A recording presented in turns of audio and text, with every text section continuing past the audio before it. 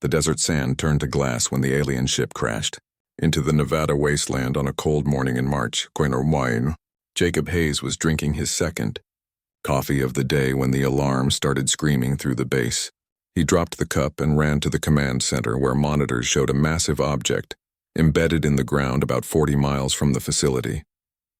The impact had registered on seismic sensors across 3 states, and someone in California had already called it an earthquake.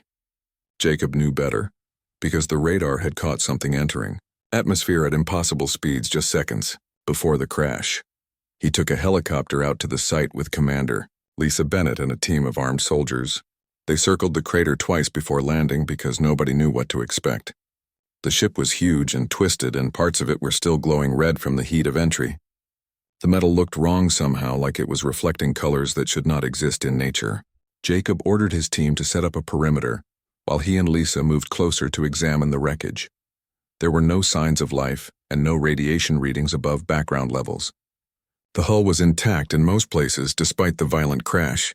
Lisa ran her scanner over a section of the outer plating and shook her head in confusion.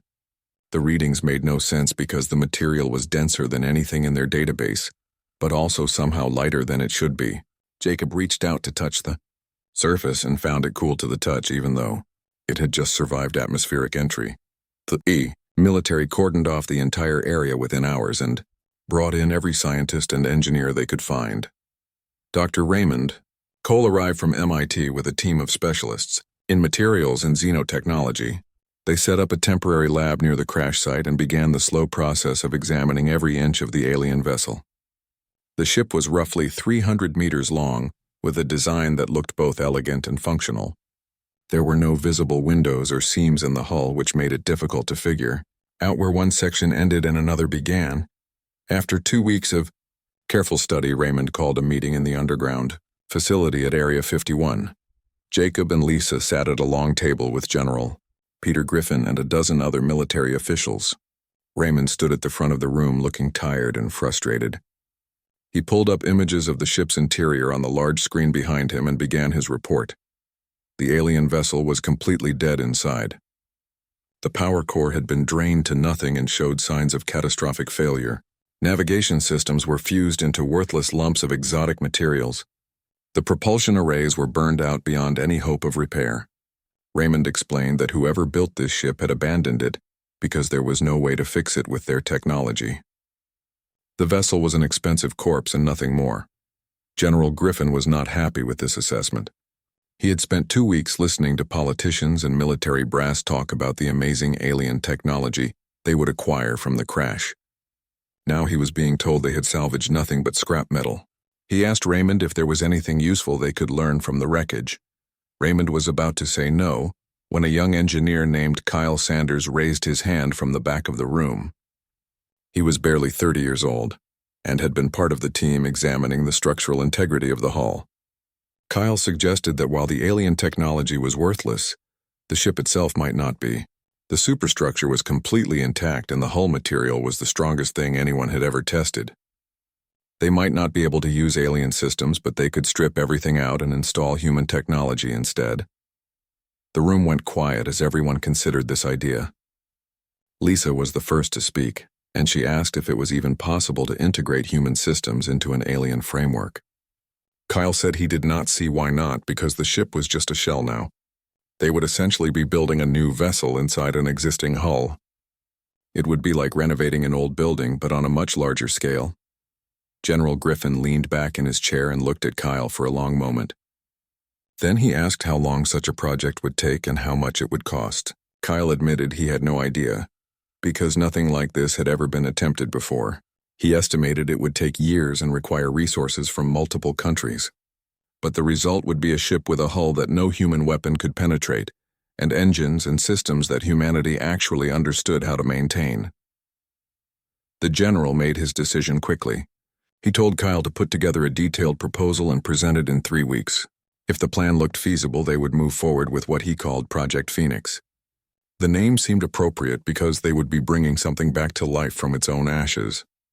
Kyle spent the next 3 weeks working almost non-stop with a team of engineers and scientists. They created detailed plans for gutting the alien ship and installing human technology in its place. The proposal included power requirements and weapon systems and crew accommodations and 1,000 other details. When Kyle presented the final plan to the military committee, they approved it with surprising speed.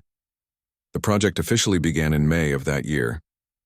Teams of workers in protective suits entered the alien vessel and began the careful process of removing every piece of technology they could find. Some components came out easily, while others seemed fused to the hull itself. Everything was cataloged and stored for future study. It took 8 months just to empty the ship completely and another 6 months to prepare the interior. Spaces for human systems. Kyle was promoted to chief engineer and given authority over the entire reconstruction effort. He worked closely with Lisa, who had been assigned as the project's military liaison. They spent long days walking through the empty corridors of the alien ship and planning where each system would go. The vessel was enormous inside, with spaces that seemed designed for beings much larger than humans. By the end of the second year, they had installed the first fusion reactor in the space where the alien power core had been. When they activated it for the first time, the entire ship hummed with energy. The reactor worked perfectly and provided more than enough power for all the systems they planned to install. Kyle stood in the engine room and listened to the steady thrum of human technology, bringing the alien vessel back to life. The work continued for 3 more years, with teams working around the clock in shifts. Captain Daniel Brooks received his assignment in the 3rd year of the reconstruction project. He was a veteran of the Space Force with 15 years of experience commanding various vessels in Earth's growing orbital fleet. When he first saw the alien ship, he could hardly believe what the engineers had accomplished. The exterior still looked completely alien with its strange hull material and unusual design, but the interior was being transformed into something uniquely human. Kyle Sanders gave Daniel a complete tour of the vessel on his first day. They walked through corridors that had been empty metal tubes but were now lined with control panels and life support systems. The bridge was half finished, with stations for navigation and weapons and communications arranged in a semicircle around the captain's chair. Kyle explained that they were keeping the basic layout of the alien design but modifying everything to fit human needs and capabilities. Daniel asked what they were calling the ship, and Kyle said the crew had started using the name Defiance. It seemed to fit because they were taking something the aliens had thrown away and turning it into their own. Daniel repeated the name a few times and decided he liked it. The Defiance would be his command and his home for the foreseeable future. The weapon systems went in during the 4th year. Railguns were mounted along the hull in positions that provided maximum coverage in all directions. Each gun could accelerate tungsten penetrators to a significant fraction of light speed, with enough force to punch through any known armor. Missile batteries were installed in concealed bays that would open only when needed. The targeting computers were quantum processors that could track and engage hundreds of targets simultaneously. Commander Lisa Bennett joined the project full-time in the 4th year and became Daniel's executive officer. She had been involved since the beginning and knew every system on the ship better than anyone except Kyle. Together they began planning how the crew would operate the vessel once it was complete. They needed 400 people to run everything efficiently, and finding qualified personnel took months of interviews and testing. Dr. Helen Price made an important discovery halfway through the 4th year.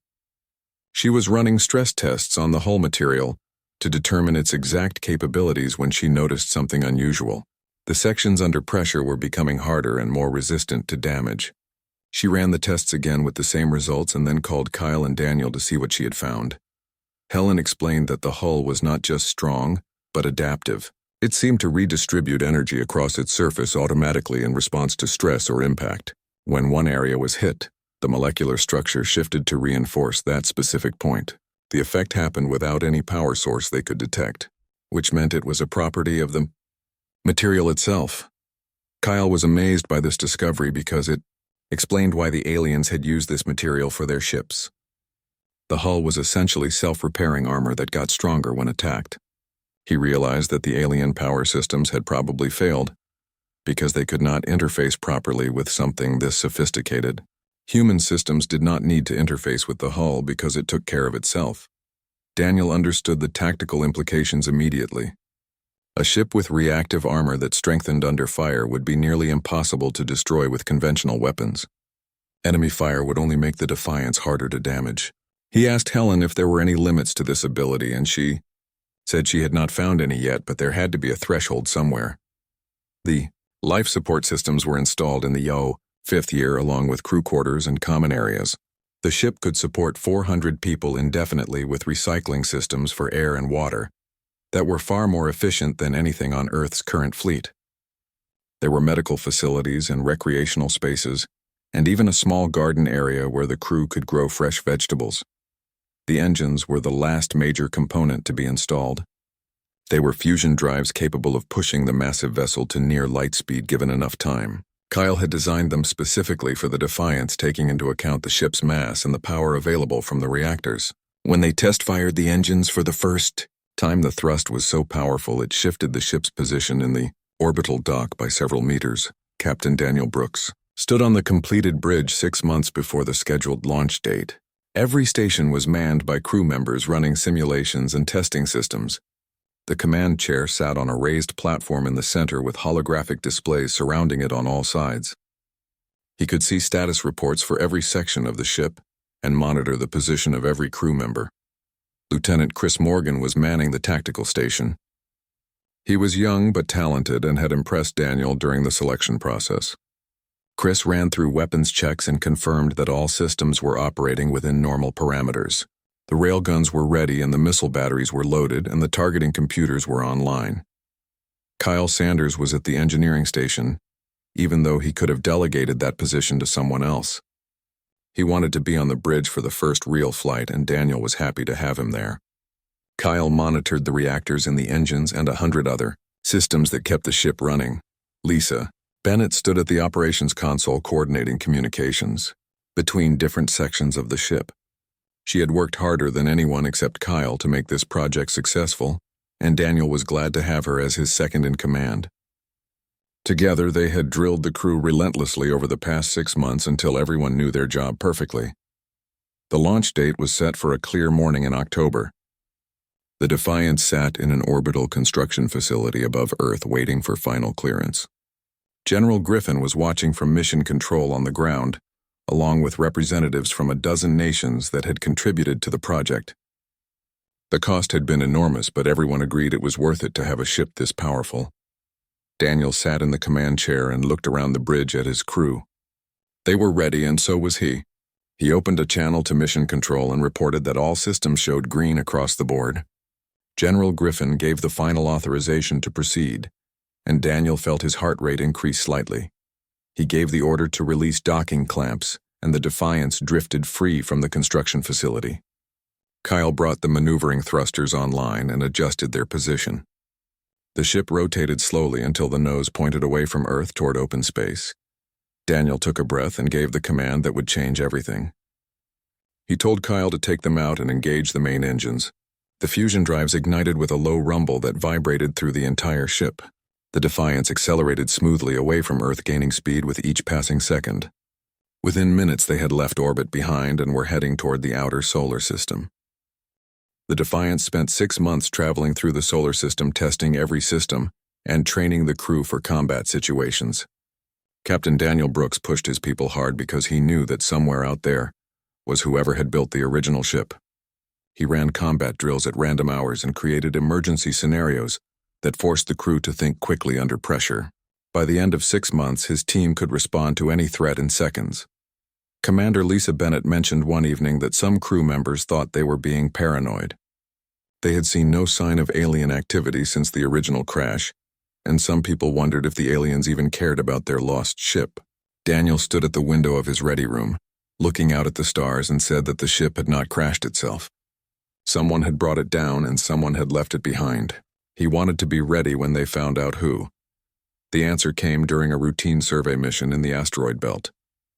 Lieutenant Chris Morgan was at tactical when his console lit up with warnings. He called out that he was detecting massive energy signatures and multiple contacts approaching fast from the outer system. Daniel immediately ordered battle stations, and the alarm rang through the ship. Every crew member moved to their combat position with the speed that came from months of drilling. The main screen showed a formation of alien vessels approaching at high speed. There were 12 ships arranged in a perfect sphere formation, with weapons already powering up. Daniel asked for identification, but Chris said there was nothing in the database. These were completely unknown vessels with technology that did not match anything on record. The alien ships were elegant and deadly-looking, with hulls marked by symbols that glowed with internal light. They moved with precision that suggested professional military training. The formation tightened as they surrounded the Defiance, creating a trap with no obvious escape route. Daniel ordered his crew to remain calm and wait for the next move. A transmission came through the communication system. The voice was clearly alien, and the computer took several seconds to translate it into English. The translation was flat and emotionless, but the message was clear. The aliens called the Defiance a scavenger vessel and accused them of possessing stolen property. They demanded that Daniel power down all systems immediately and prepare to be boarded. Resistance would result in the destruction of his ship and crew. Daniel looked at Lisa and she shook her head slightly. They had built this ship from a wreck, and there was no way they were going to hand it over without a fight. Daniel ordered Chris to open a channel and then identified himself and his vessel. He explained that they had salvaged the ship from a crash site where it had been abandoned and non-functional. By the laws of salvage, it belonged to Earth now. There was a long pause before the alien voice returned. This time there was something in the tone that might have been amusement. The aliens identified themselves as Torvin and said that all Torvin hulls were their property regardless of condition. They claimed that abandonment did not transfer ownership and gave Daniel one final chance to surrender. Daniel refused, and the Torvin response was immediate. All 12 ships opened fire at once with energy weapons that looked like concentrated beams of pure light. The beams converged on the Defiance from every angle, and the crew braced for impact. The weapons struck the hull with tremendous force, and then something unexpected happened. The energy vanished into the hull without causing any damage. Kyle Sanders was at the engineering station monitoring systems, and he shouted in excitement that the hull was absorbing the incoming energy. The adaptive material was redistributing the power across the entire surface and actually becoming stronger from the attacks. The more the Torvin fired, the more energy the Defiance absorbed. Daniel smiled despite the tense situation. He told Chris to return fire, but to target propulsion systems only. He wanted to disable the alien ships, not destroy them. The railguns fired in controlled bursts, sending tungsten penetrators across space at incredible speeds. The rounds were too fast for the Torvin to dodge, and 3 ships lost power immediately as their engines were destroyed. The remaining Torvin vessels scattered in confusion.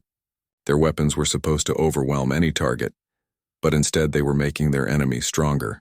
Their formation broke apart as each ship tried to find a better attack angle. Daniel ordered evasive maneuvers, and the Defiance moved with surprising agility for such a large vessel.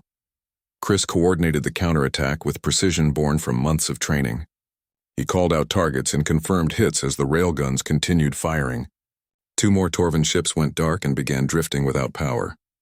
The missile batteries launched smart munitions that tracked the alien vessels and struck at weak points in their hulls. The Torvin tried to regroup, but they were clearly unprepared for an enemy that could absorb their weapons and hit back so hard.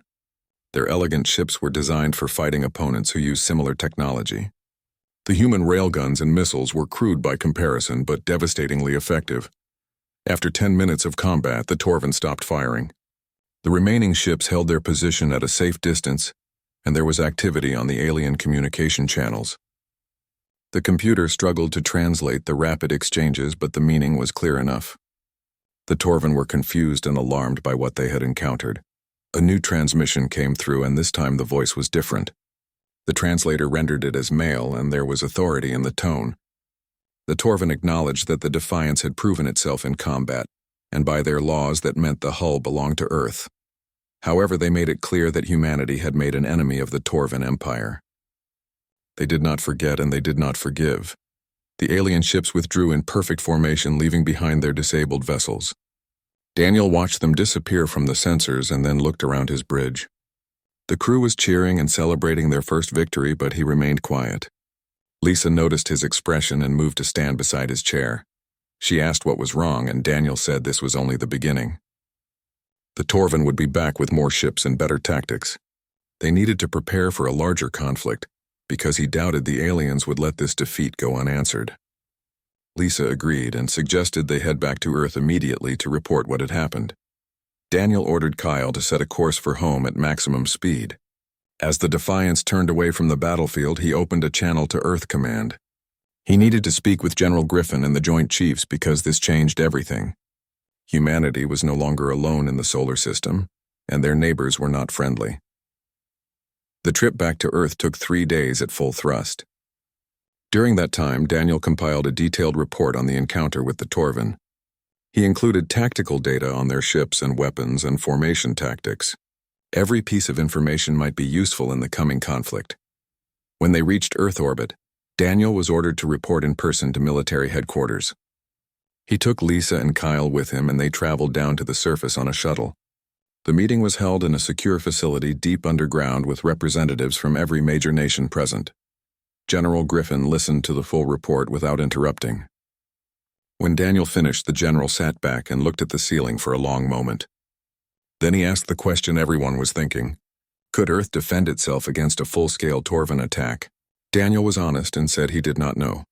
The Defiance had won one battle against 12 ships, but the Torvin controlled an empire. They probably had hundreds or thousands of vessels. Kyle spoke up and said that the hull material was their biggest advantage. If they could build more ships using salvaged Torvin hulls, they might have a chance. But finding more wrecks would take time and there was no guarantee they would find any. They needed to prepare for war using what they had. The intelligence came slowly over the following weeks as Earth's monitoring stations picked up alien communications and analyzed the data. Dr. Helen Price led the team that decoded the Torvin language and translated their transmissions. What they learned was not encouraging. The Torvin Empire controlled 47 star systems and maintained their power through superior technology and ruthless military force.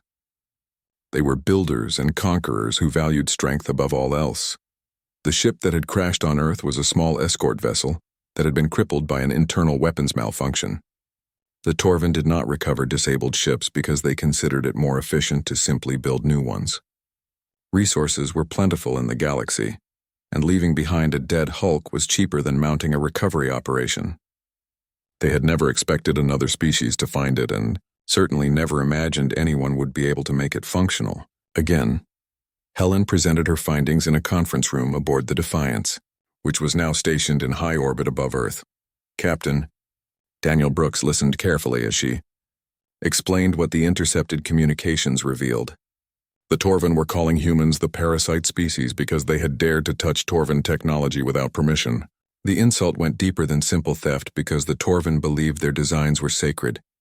General Griffin appeared on the main screen from Earth Command. He wanted to know how the Torvin were responding to their defeat in the asteroid belt. Helen pulled up translated messages that showed the aliens were mobilizing a battle group specifically to deal with Earth. 20 ships were being assembled, including 2 heavy cruisers that were 3 times the size of the Defiance. They would arrive in approximately 3 weeks. The general asked Daniel for his tactical assessment. Daniel stood and walked to the holographic display that showed the solar system. He explained that Earth's orbital defenses were strong, but not designed to fight an enemy with energy weapons in superior numbers. If the Torvin reached Earth orbit, they could potentially overwhelm the defensive platforms and attack the planet directly. Griffin suggested that the Defiance retreat to Earth and fight from within the defensive perimeter. Daniel disagreed respectfully and said that retreating showed weakness. The Torvin would interpret it as fear and press their advantage. Instead, he proposed meeting them in open space where the Defiance could use its speed and maneuverability. He wanted to fight on his terms, not theirs. The general was quiet for a moment, then asked what Daniel had in mind. Daniel looked at Kyle Sanders and nodded. Kyle brought up a tactical plan they had been working on together. The idea was to use Jupiter's moons as cover and strike the Torvin when they were spread out searching. The Defiance would need to move fast and hit hard using every advantage they had. Griffin approved the plan with obvious reluctance. He did not like sending 1 ship against 20, but he trusted Daniel's judgment. The meeting ended and Daniel began preparing his crew for what would be the most important battle of their lives. They had 3 weeks to get ready and he intended to use every minute. Kyle worked with his engineering team to push the ship's systems beyond their design specifications. They found ways to increase reactor output by 15% and boosted the railgun charging speed. The missile batteries were loaded with every type of warhead available from armor-piercing to electromagnetic pulse. They even installed experimental stealth fields that might hide the Defiance from Torvin's sensors. Lisa drilled the crew constantly on damage control procedures and emergency protocols. She knew that even with the adaptive hull, the ship would take damage in a fight against 20 opponents. Every crew member needed to know how to seal breaches and reroute power and keep fighting even if their section was compromised. Chris Morgan studied every scrap of data they had on Torvin tactics. He built computer models of possible attack formations and ran simulations until he could predict their moves. The Torvin fought with precision and overwhelming firepower, but they were predictable. They relied on their superior technology to win and had probably never faced an opponent who could match them. The 3 weeks passed quickly, and the day came when sensors detected the Torvin battle group entering the solar system. They came in a tight formation with the 2 heavy cruisers at the center, surrounded by 18 smaller vessels. Their energy signatures were massive and their weapons were already powered up. They were not coming to negotiate. Daniel ordered the Defiance to take up position near Europa, one of Jupiter's largest moons. The stealth field was activated and the ship disappeared from normal sensors. They would wait until the Torvin spread out searching for them and then strike hard at the most vulnerable targets. The Torvin arrived at Jupiter and immediately began scanning the area. They knew the Defiance was somewhere nearby, but they could not find it. Their formation began to stretch as individual ships moved to search different areas. Daniel watched the tactical display and waited for the perfect moment. When the Torvin were most spread out, he gave the order to attack. The stealth field dropped and the Defiance opened fire before the aliens could react. Missiles streaked toward the nearest targets while railguns hammered at their engines. 3 Torvin ships were disabled in the first 10 seconds before they even knew where the attack was coming from. The Torvin reacted with professional speed, forming a crossfire pattern that should have torn the Defiance apart. Energy beams converged from multiple angles, striking the hull with tremendous force. But Kyle had made modifications that allowed them to bleed off the absorbed energy into their own weapon systems. The more they were hit, the harder they could hit back. Daniel ordered evasive maneuvers, and the Defiance danced through space, dodging and weaving between attacks. Chris coordinated return fire with deadly accuracy, taking out engines and weapon systems on ship after ship. The Torvin were trained warriors, but they were fighting an opponent who refused to follow the expected patterns. One of the heavy cruisers moved to intercept, positioning itself to block the Defiance's escape route. The massive vessel was covered in weapons, and its hull was twice as thick as the smaller ships. Daniel watched it approach and made a decision that would seem insane to any normal commander. He ordered maximum acceleration directly toward the cruiser. Kyle pushed the engines to their limits, and the Defiance shot forward like a missile. The crew gripped their stations as energy weapons hammered the hull from all sides. Chris armed every weapon they had and prepared to fire at point-blank range. At the last possible moment, Daniel ordered full reverse thrust and fired everything. The ship flipped end over end while railguns and missiles struck the cruiser's forward section with concentrated fury. The Torvin heavy armor held for 3 seconds before catastrophic failures cascaded through multiple systems. Explosions rippled across the hull and the cruiser went dark. The remaining Torvin ships stopped firing and hung motionless in space. It was clear they had not expected to lose a heavy cruiser to a single enemy vessel. A new transmission came through, and the voice speaking was different from before. The translator rendered it as an older male with authority that suggested high rank. The Torvin acknowledged that humans had proven their strength in combat. By their laws, the Defiance had earned the right to keep the hull through victory in battle. However, the speaker made it clear that this was not the end. Humanity had made an enemy of the entire Torvin Empire, and they would not forget this defeat. There would be consequences. The alien fleet withdrew in perfect formation, leaving behind their damaged vessels. Daniel watched them go and felt no sense of victory. They had won this battle, but the war was just beginning. Lisa stood beside him and said they needed to prepare for whatever came next. Daniel agreed and opened a channel to Earth Command. He needed to report the outcome and start planning for the future because the Torvin would return eventually. 2 years passed after the battle near Jupiter, and Earth had changed in ways nobody could have predicted. The threat of the Torvin Empire had united humanity like nothing else in history. Nations that had been enemies for generations now worked together to build defenses and develop new technologies. Shipyards orbited Mars and the Moon, running at full capacity day and night to produce vessels based on the Defiance design. Captain Daniel Brooks was now Admiral Daniel Brooks, and he commanded Earth's growing space fleet from an orbital station above the planet. The Defiance remained his flagship, and her hull bore the scars of a dozen smaller engagements with Torvan scout ships. Each time the aliens tested Earth's defenses, they were driven back, but Daniel knew they were simply gathering information and waiting for the right moment to strike with overwhelming force. Kyle Sanders had been promoted to Rear Admiral and oversaw the construction of the new fleet. Human engineers still could not manufacture the adaptive hull material that made Torvan ships so resilient, but they had found ways to salvage small amounts from destroyed vessels. Each new ship incorporated whatever alien materials they could recover, combined with the best human technology available. The result was a fleet of 30 vessels that could hold their own against superior numbers. Commander Lisa Bennett now held the rank of captain and commanded a new ship called the Relentless. She was on patrol in the outer solar system when she discovered something that would change everything again. Her communications officer contacted Admiral Brooks with news of a derelict vessel drifting near the orbit of Neptune. It was not Torvan, and the design suggested a completely different species. Daniel took a shuttle out to the Relentless to examine the find personally. The alien ship was smaller than the original Torvan wreck, but it was still intact and showed signs of recent occupation. The hull markings identified it as belonging to a species called the Valix.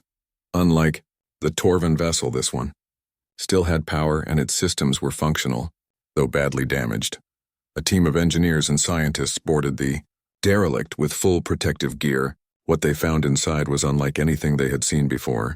The ship appeared to be a research vessel filled with medical equipment and genetic analysis tools. There were laboratories with samples stored in stasis and computer banks full of data. Kyle examined the power systems and discovered they used a completely different technology than either humans or Torvan. Dr. Helen Price led the team that analyzed the Valix medical technology. She worked for months translating the alien databases and figuring out how their equipment functioned. What she discovered revolutionized human medicine overnight.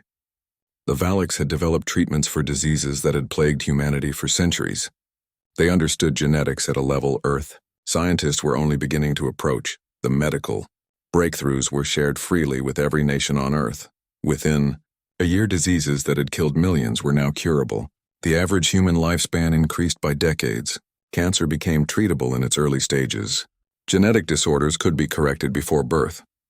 The Valix technology accomplished in months what human research might have taken centuries to achieve.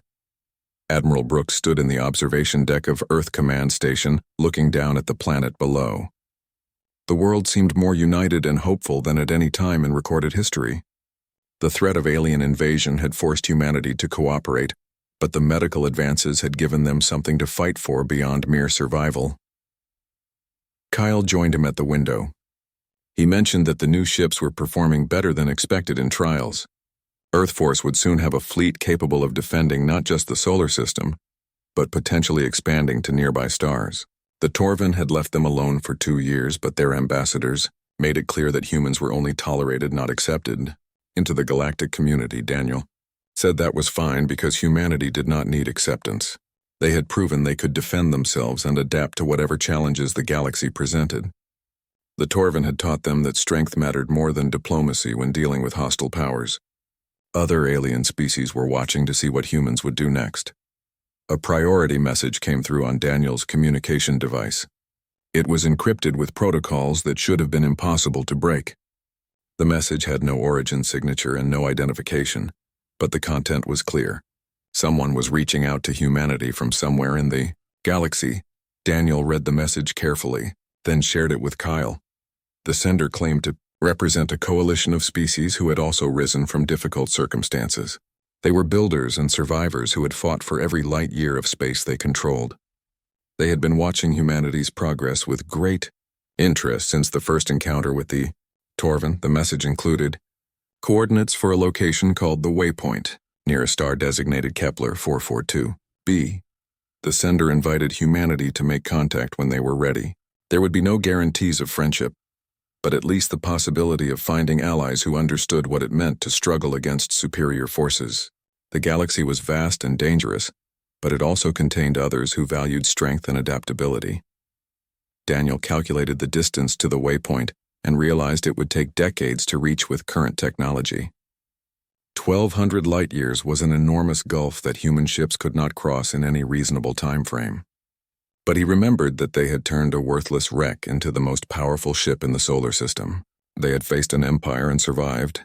Impossible was just another word for not yet accomplished. He called an emergency meeting with the Joint Chiefs and the leaders of Earth's major nations. The message was shared and debated for hours. Some argued that humanity should focus on defending the solar system and building strength before venturing into deep space. Others said that finding allies was worth any risk. The discussion continued late into the night. In the end, they voted to pursue both paths. Earth would continue building defenses and expanding the fleet, while also dedicating resources to developing faster-than-light travel. The Valak ship had included theoretical data on exotic propulsion systems that might make such technology possible. It would take years of research and testing, but humanity had already accomplished things that seemed impossible. Admiral Brooks returned to the Defiance and stood on the bridge looking at the stars displayed on the main screen. His crew was gathered around their stations and he could feel their anticipation. They had been part of something historic and they knew their work was not finished. He opened a ship-wide channel so everyone could hear his words. He told them that humanity had been given a gift when the Torvin abandoned their ship on Earth. That gift was not the hull material or the technology, but the challenge to prove themselves worthy of survival. They had taken something worthless and made it unstoppable. They had faced enemies who should have overwhelmed them and emerged victorious, but this was only the beginning. The galaxy was full of species both hostile and potentially friendly. Humanity would explore and defend and adapt to whatever came next. They would build ships that could cross the vast distances between stars. They would find allies or stand alone if necessary. The Defiance had been their first step into a larger universe, and each step after would take them further. The crew responded with determination rather than cheers. They understood that the path ahead would be difficult, but they also knew humanity had already proven it could overcome any obstacle. The galaxy had left Earth a broken wreck, expecting nothing. Humanity had returned that gesture by building a legacy that would echo across the stars. Outside the viewport, the Defiance caught the light of the sun, and her hull gleamed with promise. She had been abandoned as worthless and rebuilt into something that made empires nervous. She was proof that humans did not accept limitations and did not surrender when faced with impossible odds. Admiral Brooks settled into the command chair and looked at his crew. They were ready for whatever came next. He gave the order to begin preparations for a long-range exploration mission. They would push further into space than any human vessel had gone before. They would map new systems and search for resources and make contact with other species. The galaxy had challenged humanity, and humanity had answered. Now it was time to show the stars what Earth could really accomplish when pushed to its limits. The Defiance moved away from Earth orbit and accelerated toward the outer system. Behind them, the planet continued building and preparing. Ahead lay mysteries and dangers and opportunities that would define humanity's place in the universe. The journey had begun with a crash in the desert. It would continue among the stars for as long as humans refused to give up or back down. That was the real legacy of the Defiance and the lesson that would guide Earth through whatever challenges lay ahead in the vast darkness of space.